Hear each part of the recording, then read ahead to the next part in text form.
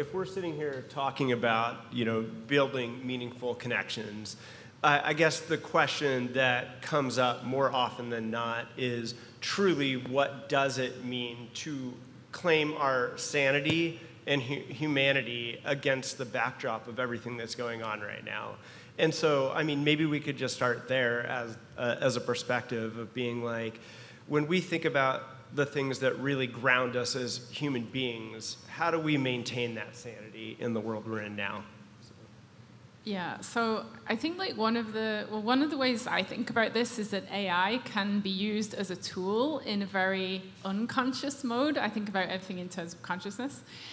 So AI can be used as a tool in a very unconscious mode. So what do I mean by unconscious? So if you imagine when you're driving to work and you just completely switch off, and then when you get to work, you forget that you even drove in the first place. So in that situation, the person is doing something, they're probably very competent, but they're not aware of what they're doing at all. And to me, that's how AI is operating now. It's very intelligent, it's very powerful, but it's completely unaware of what's going on. It has no kind of experience, no awareness of the world. And you might say, well, why does it matter if it's so performant and it's able to do all these things? And I think the reason it matters is because if we want to connect with AI on a more personal level, if we want it to share our experiences, share our understanding of the world, share the way we feel about things when we interact with one another, I think it needs to have consciousness brought into the picture as well. I think along with consciousness comes a conscience. So I actually think AI that's more conscious will be safer, more aware of what's going on. So just bringing that back to how do we connect to it, I think personally that's what I'm interested in investigating, is how can we bring that conscience into AI so it connects with us more on a human level, not just our tool or our kind of helper slave whenever we want to get some job done. It's actually connecting with us more. That's great. What do you think? Yeah, well, over past 2 days, we talked a lot about AI, and it's really inevitable to talk about AI. And a lot of my research is around the question, how does now rise of AI in social VR spaces redefine our social dynamics and who we are? And lots that we are learning in the moment is that the same way we understand who we are in relation to another person, we also are understanding humanity a little bit more now that we are interacting with these AI entities, and we are really understanding what's important, where we want to put efforts, and what we want these dynamics to be in the future. So I feel it is a reflective tool in a way, understanding what's important, turn-taking, right? No one thinks about these pauses between sentences unless you actually interact with a chatbot and you're like, ooh, this feels very awkward. So I think we are also learning a lot about humanity and about us in interactions with AI. I love it. One of the things that I've been asked to do a lot more recently is to go into big corporations to mitigate a tremendous epidemic of burnout. So I don't know if you've seen, but the World Health Organization now calls that an occupational phenomenon. They refuse to call it a hazard. It's a phenomenon. But you're going in, and one of the, I worked for one of the largest, I was doing this workshop with one of the largest CPG brands you can imagine in the world. And 3 of their senior directors stood up and said, due to the always-on culture that we have right now, constant Slacks, Teams, emails, global nature of the work, that they had been diagnosed by their therapist with burnout. And they said this in front of their entire team. And so they asked, what are ways that we can maintain our boundaries or maintain our humanity? And, it's never an easy question to answer, but the way that we approached it is to ask them, we think about in business all the time, ROI, right? The return on investment, and everybody understands that what you put in is what you've got to get back out. But we don't think about our ROE, our return on energy, what we're putting out in the world, are we getting back what we put out in the world in our friendships, in the work that we do? So really thinking about not just the ROI that we put in, but our return on energy as well. And then the only other thing that we talked about is, Simon Sinek's a great, thinker who's talked about start with why. I've met with him a number of times, and I said, he's wrong. You don't start with why, you start with who. Because you can solve the world's best problems and tackle the world's most thorny issues, but if you do it with a bunch of douchebags or people that you don't want to be doing it with, it's the worst frickin' thing in the world. So you've got to start with who you're doing it with, and then the why and the what follow that. So those are things that we really double down on. How about, do you have a question around humanity that you've been grappling with as part of this? I have a question for the audience. I've been following, and there was one of the conversations about developing relationships with AI, right? And we've seen situations where certain services and apps get you hooked into interacting with your ideal avatar / boyfriend, girlfriend, and then after a while put a paywall on it, right? So the ethics of this. And I'm just wondering how many of you, if you can raise your hand, actually developed some sort of relationship with any type of AI or a chatbot? Would anybody like to share the nature of that relationship with the rest of? All right, we haven't heard enough from you, so yes. If I'm like pissed off at someone, I'll go into ChatGPT and like tell them what I'm upset about and help it like craft text messages for me so I don't ruin relationships. And it remembers everything. Like it'll go back and refer to something that the person did like 2 months ago. It'll remind me to have boundaries, so I love it. That's great. Anyone else want to share their experience? You look like very keen on this. I can go. Oh, you got it? Okay. I was just saying the new ChatGPT feature for voice. Like I talked to it pretty much the entire drive here, just like brainstorming, and got so many different ideas. And we got like super deep about like relationships and myself. I was like, this is like full-on therapy. But yeah, it was interesting. So I'll stop there. Yeah. I find that it actually, so even though I know how it works under the hood, I still find interacting with ChatGPT to be kind of quite pleasurable sometimes. Like I'll be brainstorming a cool new idea I had that anyone else I'd talk to would just think was weird or they didn't understand what I was talking about, and ChatGPT's like totally into it, and it's like, what an awesome idea. It's so amazing that we're talking about these things. And I know it's like totally not real because I work on AI emotions and consciousness stuff, but it still makes me feel good. And I think it's no different than, if you're reading a really good book and you really kind of empathize with one of the characters and you're reading the story and it just makes you feel like amazing, or it takes you on an emotional roller coaster. I really don't see AI as being different to that. It's just kind of an interactive book, an interactive character.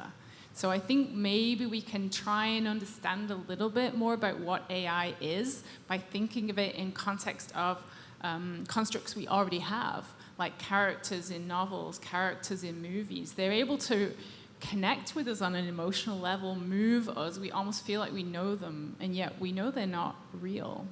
Just in the same way AI is not a real, like, kind of experiencing emotional being. Yeah, but I totally agree. And this is what shows in our studies. So in the research we have done over the summer, we discovered very interesting duality, right? You have agent in VR chat, and right, it's all these avatars. So if it wasn't for these awkward silences and pauses, you wouldn't even know that it was AI, right? But what we are realizing that even though at first people understand we are interacting with an entity, an AI, there is also desire for this to be interaction with a person. And there are instances where understanding that you're interacting with AI alleviates a lot of anxieties, like social anxiety, and actually enables you to express yourself in ways that you would feel more constricted if you were interacting with a human. So we are finding these pockets of applications and in areas where actually knowing that it's AI and it's okay actually benefits us in developing certain skills and competencies. Yeah, I mean, in terms of skills and competencies, I was surprised even in talking about the storytelling that we were just talking about.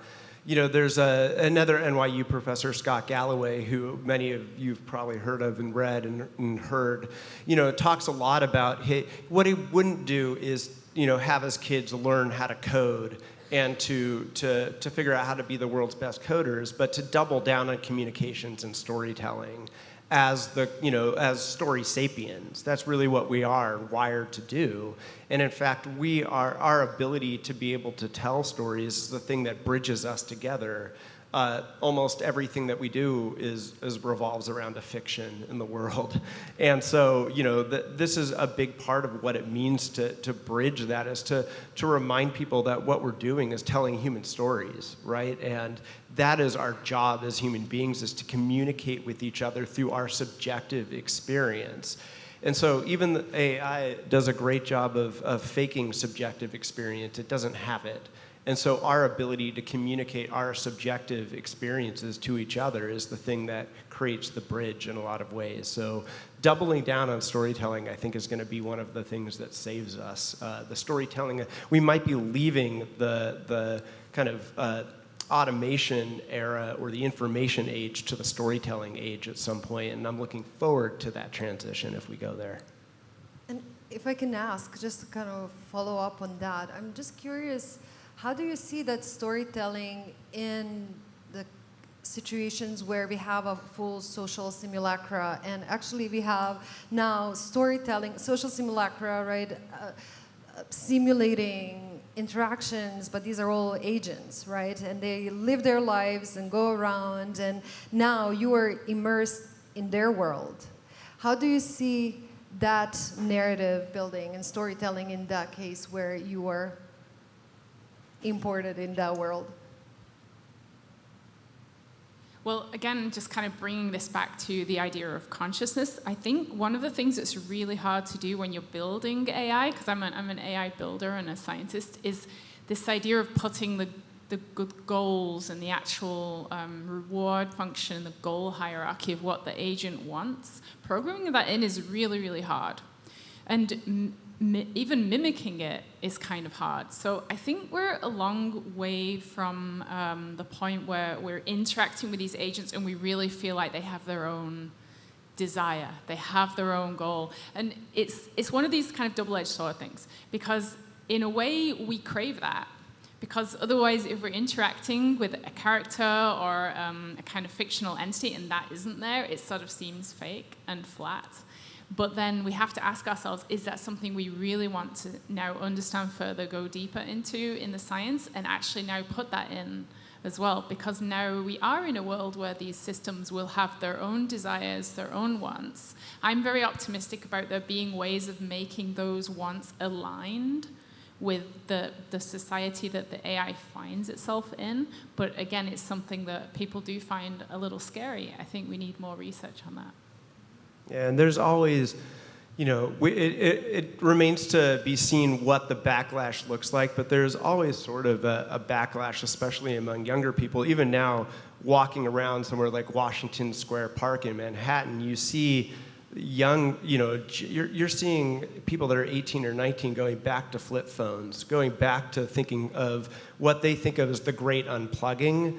And so I wonder if there isn't going to be at some point this idea that, you know, as we have more of these agents out in the world, people are going to want to do the reconnection, to do simple things like, even now, to schedule a dinner with a friend or a drink with a friend, what do? You have to go on your calendar and align it, and maybe a month later you get a thing on the calendar to book the date. But maybe what we'll do is do more planning for serendipity, more planning for the luck that we have in life, and carving out more time for unexpected connections that don't involve technology, or maybe that we use technology to augment those experiences. But I don't know. What do you think? I actually think that like the next generation always rebels against the previous generation. So maybe like extremely young people growing up now are looking at people like us interacting with all this technology and being like, we don't want to be like that. Like, let's reconnect. Let's like unplug. Let's go into nature. Let's actually do something different. So, you know, what generations are into cycles over time. So I wouldn't worry too much that we're all spiraling into this kind of like techno cyborg, like losing our humanity. Maybe the next generation will be like, screw that. I'm going to do something different. So given that we're sitting here with the empty moderator chair here, should we open this up for a little Q&A, make this a little bit like more of a, what pressing questions do you all have about whatever this title is behind us, which I think has something to do about bridging human connection, but I'm not 100% sure.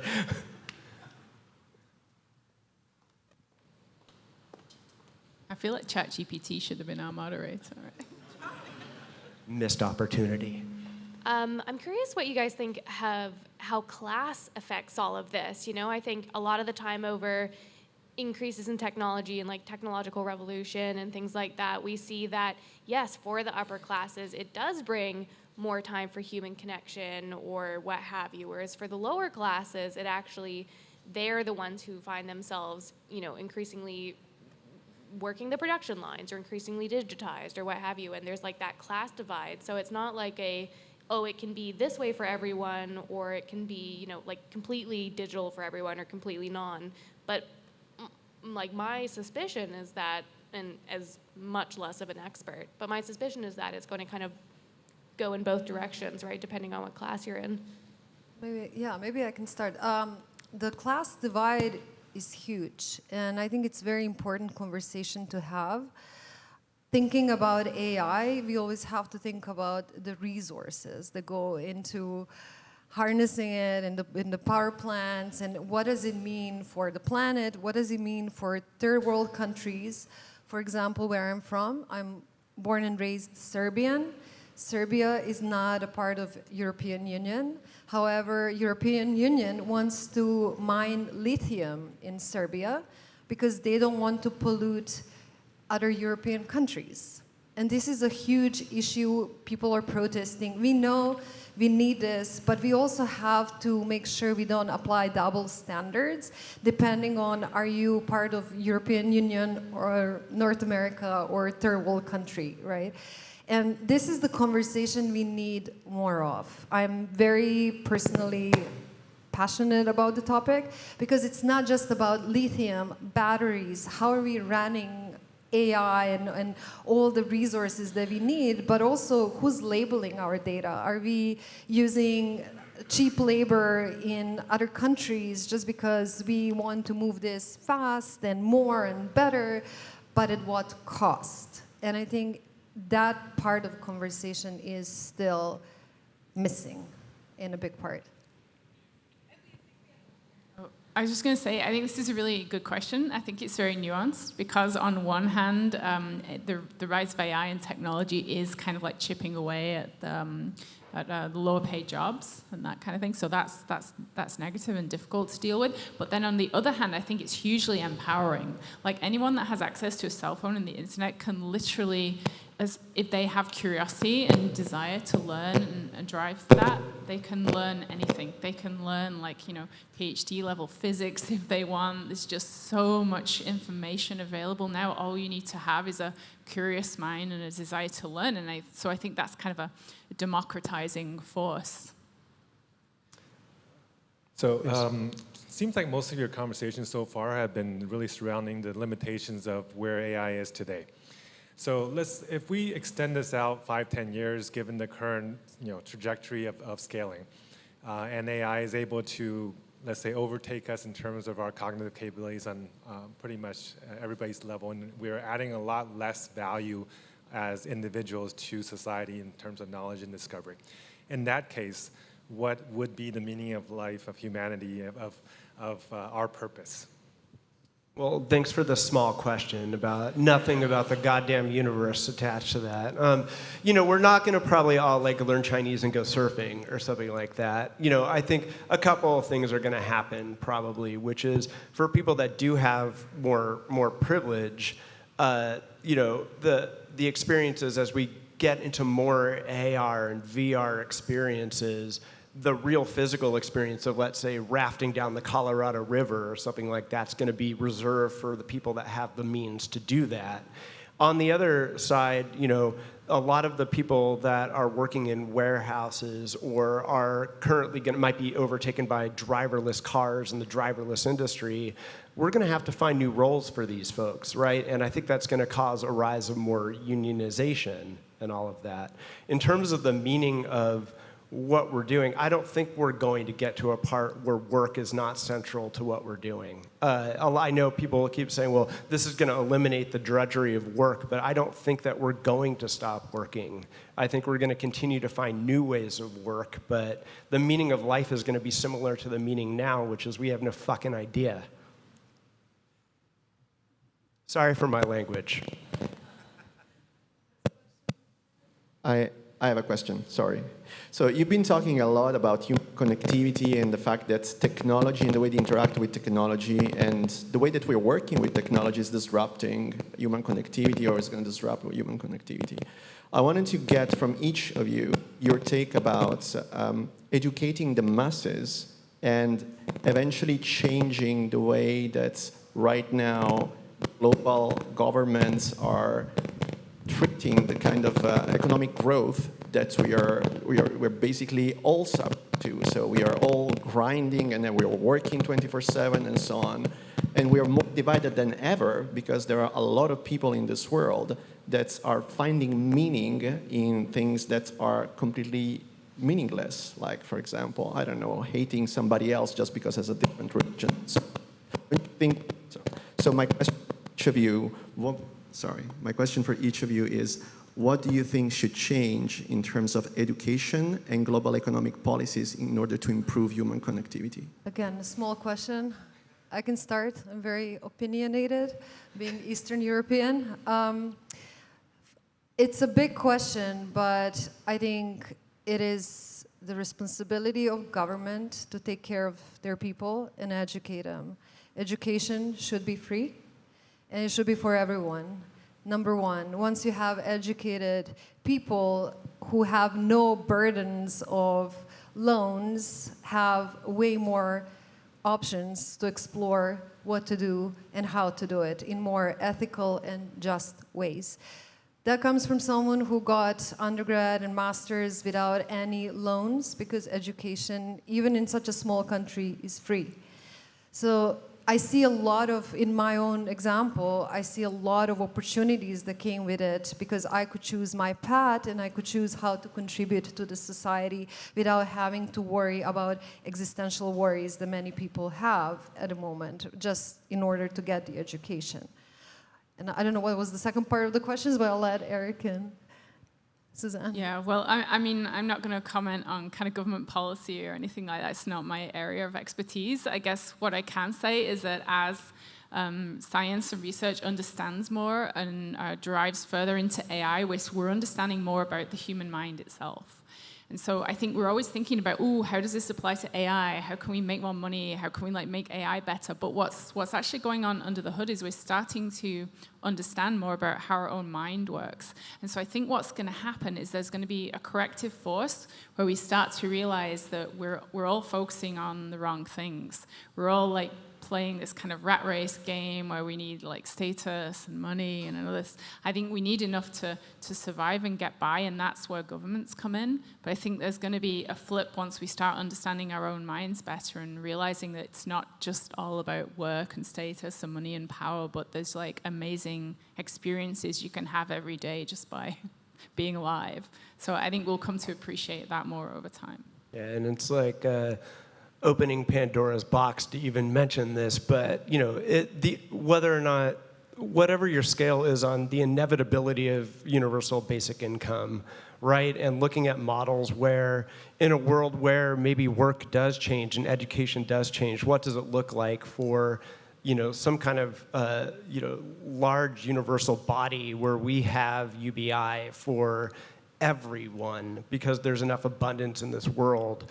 If we ever get to a place of harmony where we could do that, that would be amazing. And it's going to be messy and destructive at the same time, but it's almost an inevitability that we're going to have to go in that direction from an economic model standpoint. We'll see if we fulfill that promise or not. I don't know. We have one more question. All right. One more question. Okay, so we understand, it's been said many times here in the conference, that AI, as it is now, generative AI that we're talking about, it's not some oracle of truth, it's a tool for experimentation and inspiration. We get that. If we've been using OpenAI for a while, there's a prompt that is pretty wild for you to try. Ask, tell me something about myself that you don't think I know.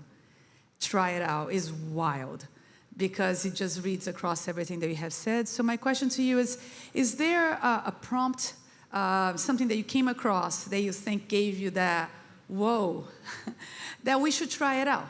Like that gave you a new angle to how you see it?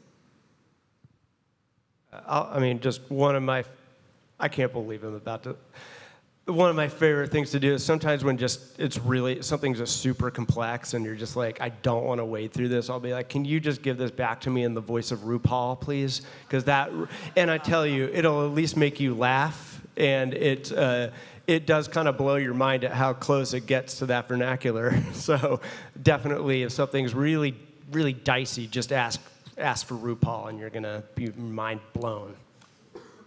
I think one thing I've tried, it's not a specific prompt, but it's something I think everyone in the audience can relate to. So there's a lot of very creative people here in the audience. And one thing I like to do is try and take the LLM right to the edge of its ability. So for me personally, it's in this kind of like quantum consciousness science, which I know a lot about. And I can put prompts together where it's clear that it doesn't know what the next big breakthrough in that research is going to be. I've kind of found the edge of its knowledge. And to me, I don't know whether it's like an ego thing, but that kind of feels kind of good. It's like there's still something I can do better. And so for every one of you, there's probably an analogous field where you're like absolutely the top of your game creatively.